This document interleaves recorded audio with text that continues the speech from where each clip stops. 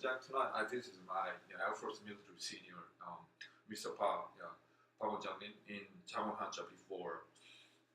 Okay, I'm gonna talk about you this time.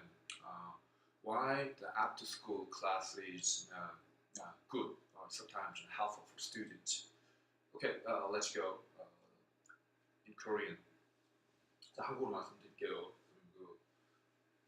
방과 후 그다음에 개인 지도, 학교 수업들 를 간단히 비교를 해보고 방과 후 수업이 어떤 면에서 장점이 있는가, 요거를 좀 잠깐 설명드리겠습니다. 제가 실제 이제 우선은 이제 우리나라 우선은 전제가 제 전제는 뭐 공교육뿐만 아니라 사교육, 공교육, 사교육 나누는 거 별로 의미가 없는 거. 어차피 그거 제도 교육이잖아요. 그렇죠, 선배님. 입시에 묶인 제도 교육이잖아요. 저는 뭐 공사교육 나눌 거 없이 한국 교육이 굉장히 문제가 많다라고 생각하는 쪽입니다. 그리고 많은 선생님들이 우리나라 교육 좋아 이런 것만 하지 말고 사람이 제대로 된 사람이라면은 자기 하는 거에 있어서 뭐 자기가 뭘 잘하고 자기 뭘 못하고 자기 뭐가 문제가 있고 자기 반성, 자아 비판을 할 줄 아는 사람이 제대로 된 인간 아니겠습니까? 교육도 마찬가지거든요. 뭐가 문제인지를 파악을 해야 되는데 그런 거 뭐 파악할 생각도 안 하고 우리나라 교육 좋아 이거는 앞편만 넣은 거랑 똑같지 않습니까? 네. 그래서 우선은 저는 제가 생각할 때 최소한의 한국에서 이제 교육자 소리를 들으려면은 한국 교육에 뭐가 좋은 점이 있고 어떤 점들이 잘못되어 있고 이런 것들을 객관적으로 좀 파악이 돼야 된다고 생각합니다. 그게 안 되면은 근데 그때부터는 교육자가 아니라 어떤 단순한 이제 근로자나 사업가로 봐야 되겠죠. 그렇게 생각하는데 저는 문제가 많다고 되게 생각을 하는 쪽이에요. 그럼에도 불구하고 이제 방과 후 수업들의 장점이 있다고 생각을 하는데요. 무슨 장점이 있느냐? 우선은 이제 개인 수업을 제가 이렇게 해보니까 한 명, 두 명 확실히 이제 제가 믿는 바를와 제가 하고 싶은 대로 할 수 있는 장점이 있었습니다. 그래가지고 처음에는 제가 그게 굉장히 마음에 들었었어요. 그랬는데 좀 거기도 이제 많은 한계들이 있었습니다. 한 명, 두 명한테 이렇게 수업을 해줘가지고 전달되는 양이 너무 적더라고요. 그럼 예를 들면 이제 교단에 서게 되면은 한 번에 50명이 제 얘기를 듣지 않습니까? 60명이 듣게 되고. 근데 1년에 뭐 한 명, 두 명 수업을 하면은 한 10명밖에 이렇게 수업 안 돼요. 많이 해봤자. 적게 하신 분들은 1년에 5명 수업을 하는데 우선은 내가 알고 있는 어떤 노하우라든가 공부에 대한 이해도라든가 전달은 5명한테 밖에 안 가는 겁니다. 그래서 사회 공익적인 목적에서도 개인 수업이 내가 돈은 벌 수 있을지라도 뭔가 어떤 시대의 뭐 조류에 또 국가 사회적으로 내가 뭔가 기여를 하는 데 있어가지고는 거의 뭐 이거는 영향력이 없겠구나 하는 생각이 많이 들더라고요. 그 다음에 이제 학원 같은 경우는 철저하게 자본의 논리에 따라야 됩니다. 그 학원이 원하는 그런 수업만 해야 되고요. 오히려 어떤 면에서 자유도가 더 없습니다. 또 학교 같은 경우도 물론 좀 제약이 있긴 한데요. 학교 같은 경우는 이제 50명, 60명 하게 되고 여간한 대형 학원을 제외하고는 학교가 한 동시에 한 번에 제가 어떤 공부에 대한 거를 얘기할 수 있는 걸로는 학교가 가장 영향력이 큽니다. 그러니까 비교하면 이렇게 되죠. 학교, 학원, 개인 수업. 방과 후는 어떤 장점이 있냐? 방과 후는 학교에서도 어떻게 보면 가장 소외된 수업인 거 맞아요. 가장 소외된 수업이고 어떻게 보면 뭐 가장 대접 못 받는다 이렇게 뭐 생각하실 수도 있습니다. 근데 또 저는 학생들을 동시에 이제 많이 만날 수 있다는 점이 좋았는데요.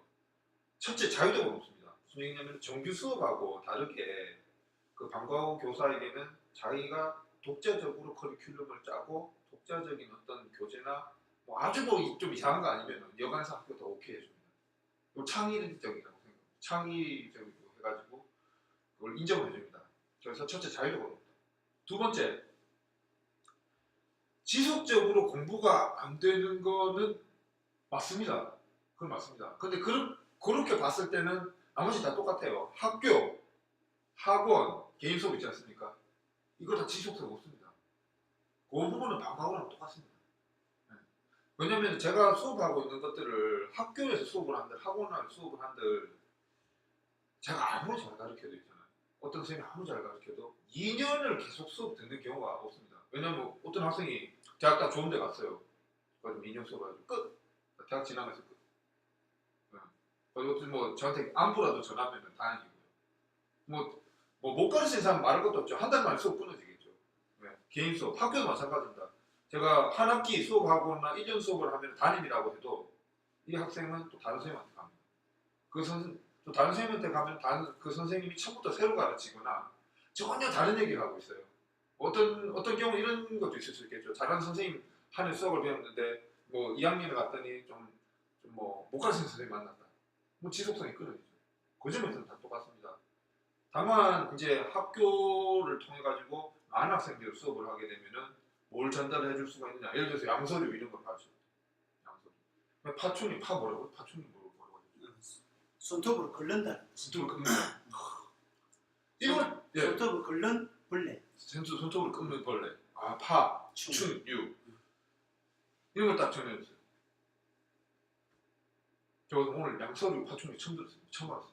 한자를 제가 보니까 본 기억이 없어요. 제가. 예. 한자 세대인데도 불구하고 어려운 한자는 교과서에 안 실려 있었던 것 같습니다. 그래가지고 학생들이 뭐 열심히 안 한다지만 방과후는 그나마 신청해가지고 듣는 학생들이고요. 그래가지고 한 반에 30명, 20명 수업을 했다고 합시다. 적어도 5명, 2명, 3명은 받을 겁니다. 아, 이렇게 공부하는 거구나. 이렇게. 그래가지고 제가 만약에 한 학기 동안 5개 학교를 나갔어요.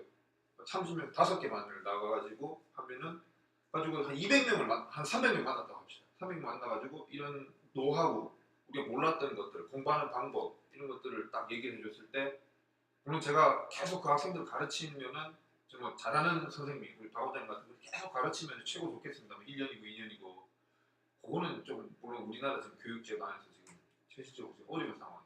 네. 또 잘 가르치는 선생님을 특별히 뭐 초빙해가지고 우대해가지고 이 공부 방법을 연구하고 이런 것들도 아직도 없습니다. 제가 볼 때는 그런 것들이 지금 이루어지지 않고 있는 게 역시 뭐 한계인데 그러나 3개월 혹은 한 학기 또 긴 경우는 1년 그러니까 2학기를 다 가르치기도 합니다. 그동안에 누군가는 학생들이 감화를 받습니다. 그러면은 한 번에 3명씩만 제 영향을 받았다고 합시다. 그러면 3, 5, 15 적어도 저는 한 학기에 15명의 학생들한테 인생에 평생에 한자 공부하는 방법을 전달해 줍니다. 좀 제가 생각했을 때 개인 수업보다 결국은 많은 학생들을 동시에 만나게 해주는 학교는 떼팀 다 해놨잖아요. 출판 다 했지. 요새 저기 우리나라 교육비는 어디다 들어갑니까? 그 교재 연구나 개발보다는 전부 뭐그 선생님에 대한 투자보다는 시설비로 가잖아요. 그 시설 다 좋거든요. 개인 수업 해보면은 뭐 아무래도 진짜 대자본가 아니면은 시설이 학교보다 열악합니다.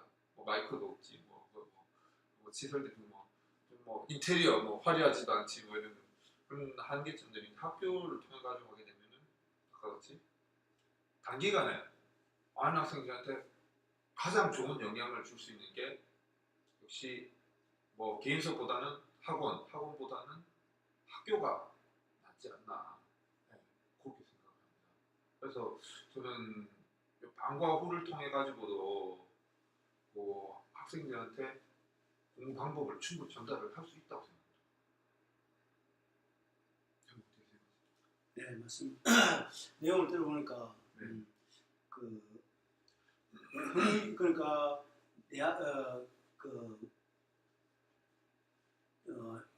공부는 어떻게 한다는 그 제시하는 면에서는 참 선생님 좋은 말씀을 해준 것 같습니다. 예. 네. 그렇게 교육이 이어져야 될 것 예.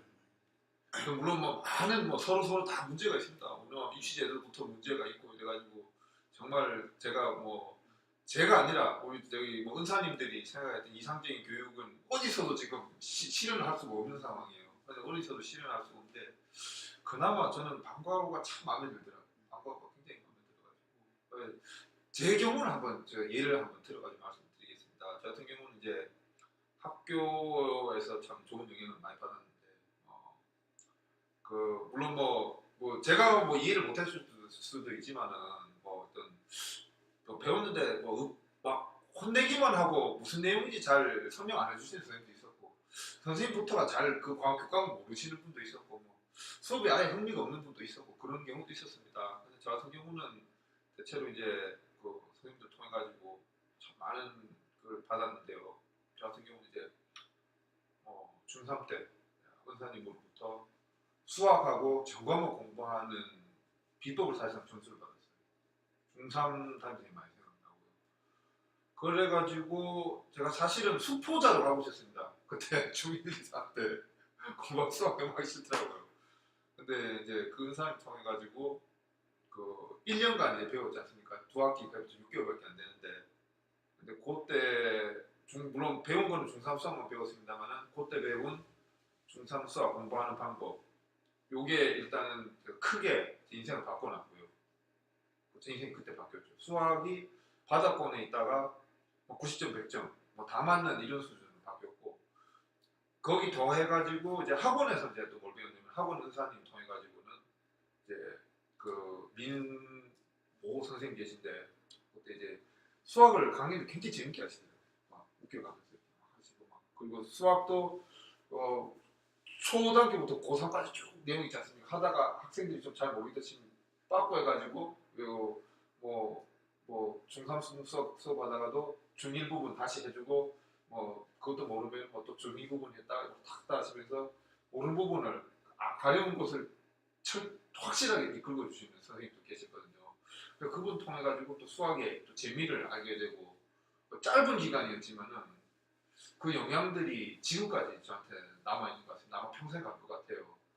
이런 부분들을 생각하면은 우리 박 원장님이 입선에 나서 주시면은 학생들한테 한자, 한문뿐만 아니라 국어에 대한 이해가 넓어지고 그 학생들이 나중에는 급기야는 그것들이 발전해가지고 다른 교과목을 이해하는 데까지 큰 영향을 미칠 거라고 저는 믿고 싶지 않습니다. 그런 장점들이 있습니다. 예. 요새 스톱할까요? 예. Yeah, and thank you for watching my video.